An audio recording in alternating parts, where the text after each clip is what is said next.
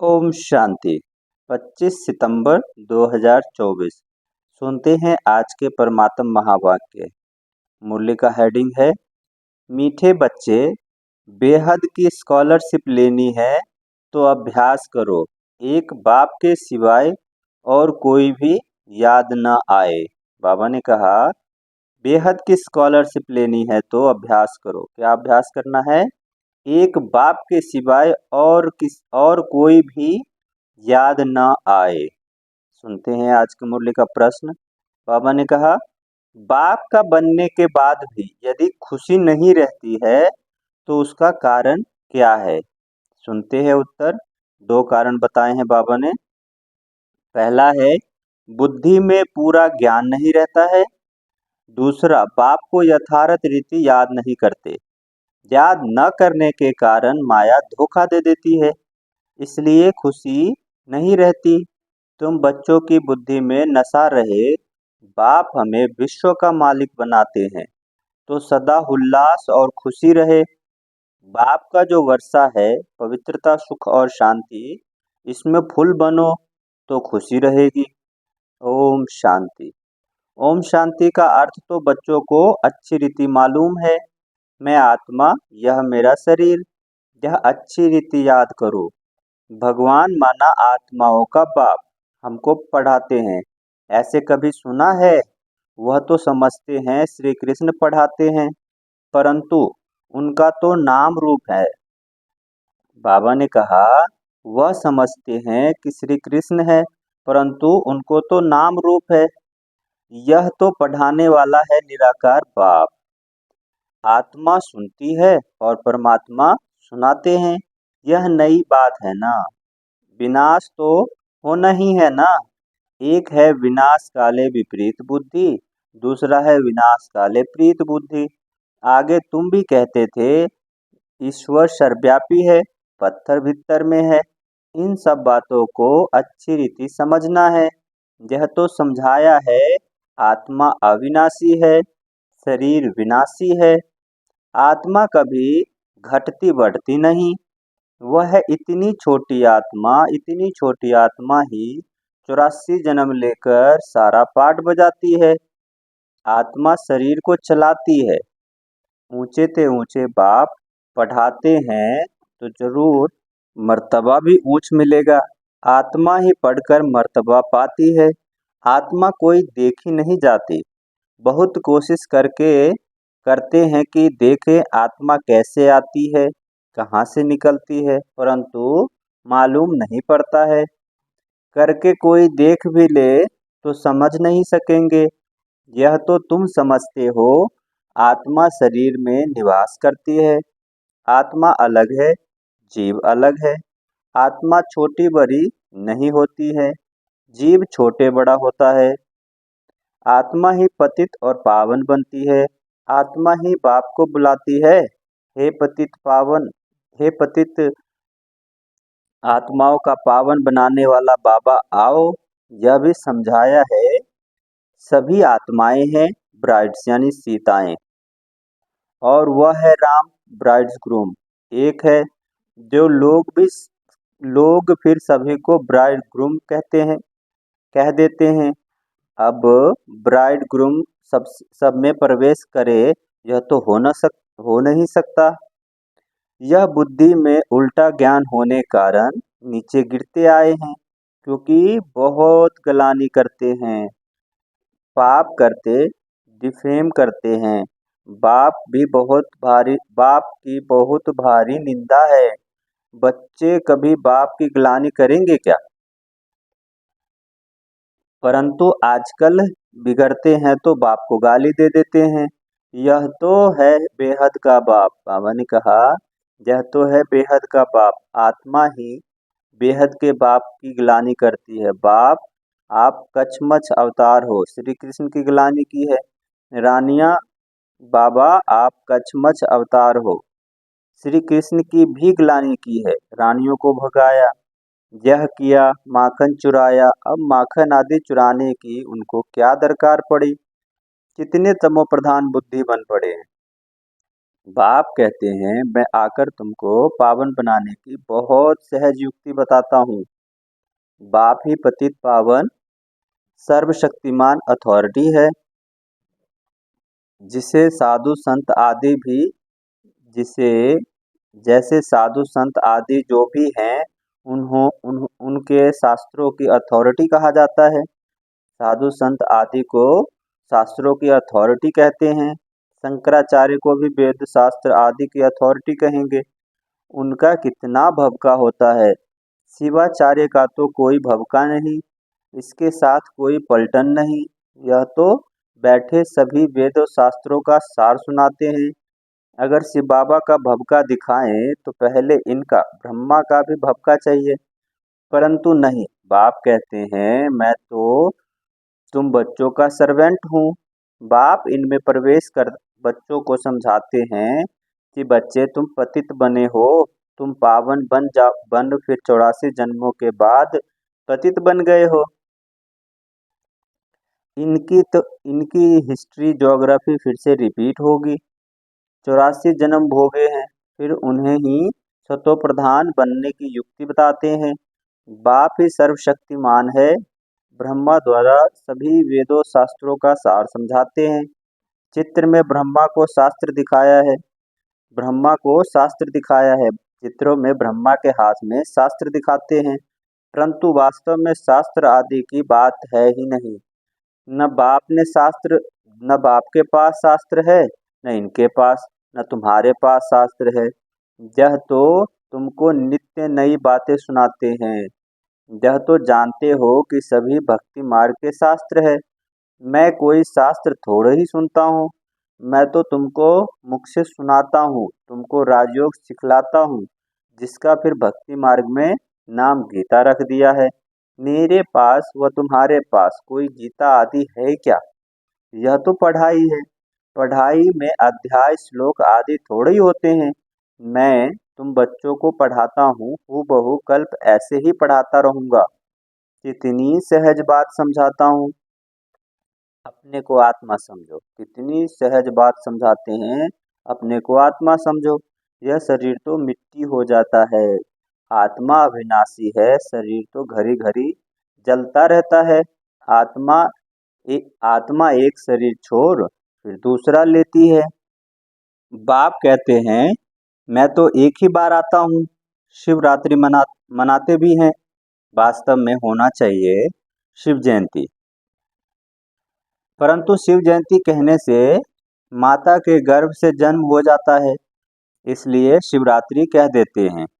द्वापर कलयुग की रात्रि में मेरे को ढूंढते हैं, कहते हैं सर्वव्यापी है, तो तेरे में भी है, फिर धक्के क्यों खाते हो? बाबा ने कहा जब सर्वव्यापी कहते हो तो तेरे में भी है ना, फिर धक्के क्यों खाते हो? कदम एकदम जैसे देवता से आसुरी संप्रदाय के बन जाते हैं। देवताएं कभी शराब पीते हैं क्या? वही आत्माएं फिर गिरी है तो शराब आदि पीने लग पड़ी है। बाप कहते हैं अब इस पुरानी दुनिया का विनाश भी जरूर होना है। पुरानी दुनिया में है अनेक धर्म, नई दुनिया में है एक धर्म। एक से अनेक धर्म हुए, फिर एक जरूर होना है। मनुष्य तो कह देते हैं कलयुग में अभी 40,000 वर्ष पड़े हैं। इसको कहा जाता है घोर अंधियारा। ज्ञान सूर्य प्रगटा, अज्ञान अंधेर विनाश। मनुष्य में बहुत अज्ञान है। बाप ज्ञान सूर्य ज्ञान सागर आते हैं तो तुम्हारा भक्ति मार्ग का अज्ञान मिट जाता है। तुम बाप को याद करते करते पवित्र बन जाते हो। खाद निकल जाती है। यह है योग अग्नि। काम अग्नि काला बना देती है। योग अग्नि अर्थात शिव बाबा की याद गोरा बनाती है। श्री कृष्ण का नाम भी रखा है श्याम सुंदर, परंतु अर्थ थोड़े ही समझते हैं। बाबा ने कहा परंतु अर्थ थोड़े ही समझते हैं। बाप आकर अर्थ समझाते हैं। पहले पहले सतयुग में कितने सुंदर हैं। आत्मा पवित्र सुंदर है तो शरीर भी पवित्र सुंदर लेती है। वहाँ कितना धन दौलत सब कुछ नया होता है। नई धरनी फिर पुरानी होती है। अब इस पुरानी दुनिया का विनाश जरूर होना है। खूब तैयारी हो रही है। भारतवासी इतना नहीं समझते हैं जितना वह समझते हैं कि हम अपने कुल का विनाश कर रहे हैं। कोई प्रेरक है, साइंस द्वारा हम अपना ही विनाश लाते हैं। यह भी समझते हैं क्राइस्ट से 3000 वर्ष पहले पैराडाइज था, इन गॉड गॉडेस का राज्य था। भारत ही प्राचीन था। इस राजयोग से लक्ष्मी नारायण ऐसे बने थे। वह राजयोग फिर बाप ने ही सिखलाया है, सन्यासी सिखला न सके। आजकल कितनी ठगी लगी पड़ी है। बाहर में जाकर कहते हैं हम भारत का प्राचीन योग सिखलाते हैं, और फिर कहते हैं अंडा खाओ, शराब आदि फल पियो, कुछ भी करो। अब वह कैसे राजयोग सिखला सकेंगे? मनुष्य को तो देवता कैसे बनाएंगे? बाप समझाते हैं आत्मा कितनी ऊंच है, फिर पुनः जन्म लेते लेते सतो प्रधान से तमो प्रधान बन जाती है। अब तुम फिर से स्वर्ग की स्थापना कर रहे हो, वहां दूसरा कोई धर्म होता ही नहीं। अब बाप कहते हैं नरक का विनाश तो जरूर होना है। यहाँ तक यहाँ तक जो आए हैं वह फिर स्वर्ग में जरूर जाएंगे। शिव बाबा का थोड़ा भी ज्ञान सुना तो स्वर्ग में जाएंगे जरूर। फिर जितना पढ़ेंगे, बाप को याद करेंगे, उतना पद पाएंगे। अभी विनाश काल तो सबके लिए है। विनाश काले प्रीत बुद्धि जो हैं, सिवाय बाप के और कोई को याद नहीं करते, वही ऊंच पद पाते हैं। इसको कहा जाता है बेहद की स्कॉलरशिप। इसमें तो रेस करनी चाहिए। यह है ईश्वरीय लॉटरी। एक तो याद एक तो याद और दूसरा दैवी गुण धारण करने हैं, और राजा रानी बनना है तो प्रजा भी बननी है। कोई बहुत प्रजा बनाते हैं, कोई कम। प्रजा बनती है सर्विस से। बाबा ने कहा प्रजा बनती है सर्विस से। म्यूजियम, प्रदर्शनी आदि में ढेर प्रजा बनती है। इस समय तुम पढ़ रहे हो, फिर सूर्यवंशी चंद्रवंशी डिनास्टी में चले जाएंगे। यह है तुम ब्राह्मणों का कुल। बाप ब्राह्मण कुल एडाप्ट कर उन्हों को पढ़ाते हैं। बाप कहते हैं मैं एक कुल और दो डिनास्टी बनाता हूँ, सूर्यवंशी महाराजा महारानी, चंद्रवंशी महाराजा महारानी। इन्हों को कहेंगे डबल सिरताज। फिर बाद में जब भिखारी राजाएं होते हैं तो उनको लाइट का ताज नहीं होता है।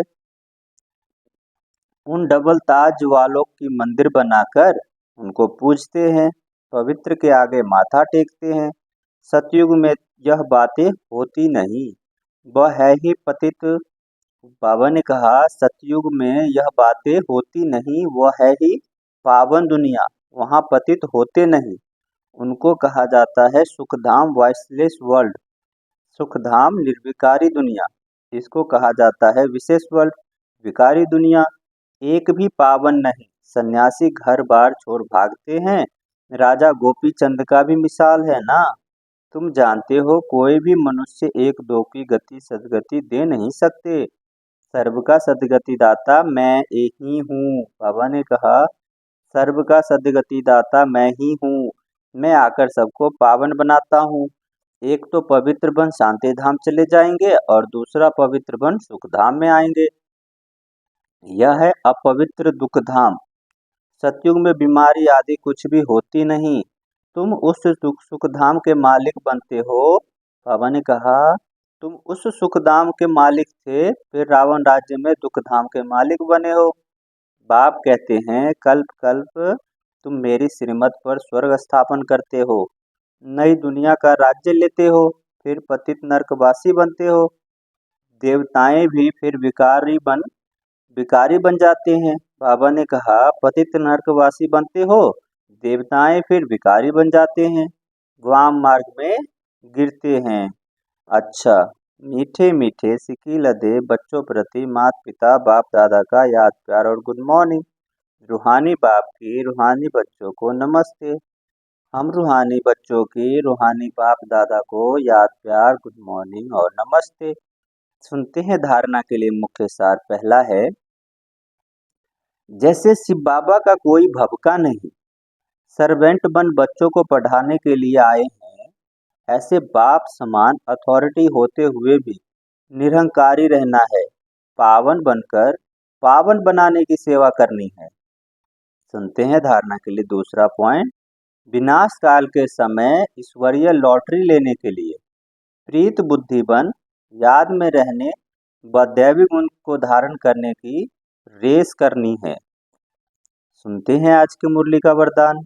बाबा ने कहा, शुद्ध संकल्पों के घेराव द्वारा सेफ्टी का अनुभव करने वाले, बाबा ने कहा शुद्ध संकल्पों के घेराव द्वारा सेफ्टी का अनुभव करने और कराने वाले शक्तिशाली आत्मा भव। सेफ्टी का अनुभव करने और कराने वाले शक्तिशाली आत्मा भव। सुनते हैं इसका विस्तार। बाबा ने कहा शक्तिशाली आत्मा वह है, कौन है, जो दृढ़ता की शक्ति द्वारा सेकंड से भी कम समय में व्यर्थ को समाप्त कर दे। बाबा ने कहा शक्तिशाली आत्मा वह है जो दृढ़ता की शक्ति द्वारा सेकंड से भी कम समय में व्यर्थ को समाप्त कर दे। शुद्ध संकल्प की शक्ति को पहचानो। एक शुद्ध और शक्तिशाली संकल्प बहुत कमाल करती है। एक शुद्ध व शक्तिशाली संकल्प बहुत कमाल कर सकता है। सिर्फ कोई भी दृढ़ संकल्प करो तो दृढ़ता सफलता को लाएगी। सबके लिए शुद्ध संकल्पों का बंधन घेराव ऐसा बांधो जो कोई थोड़ा कमजोर भी हो उनके लिए भी यह घेराव एक छत्र छाया बन जाए। बाबा ने कहा जो कमजोर भी होंगे थोड़ा, उनके लिए भी यह घेराव एक छत्र छाया बन जाए, सेफ्टी का साधन व किला बन जाए। अच्छा, अब सुनते हैं मुरली का स्लोगन। बाबा ने कहा सबसे श्रेष्ठ भाग्य उनका है जिन्हें डायरेक्ट भगवान द्वारा पालना, पढ़ाई और श्रेष्ठ जीवन की श्रीमत मिलती है। बाबा ने कहा सबसे श्रेष्ठ भाग्य उनका है, इनका है जिन्हें डायरेक्ट भगवान द्वारा पालना, पढ़ाई और श्रेष्ठ जीवन की श्रीमत मिलती है। यही सबसे श्रेष्ठ भाग्यवान आत्मा है। अच्छा, ओम शांति।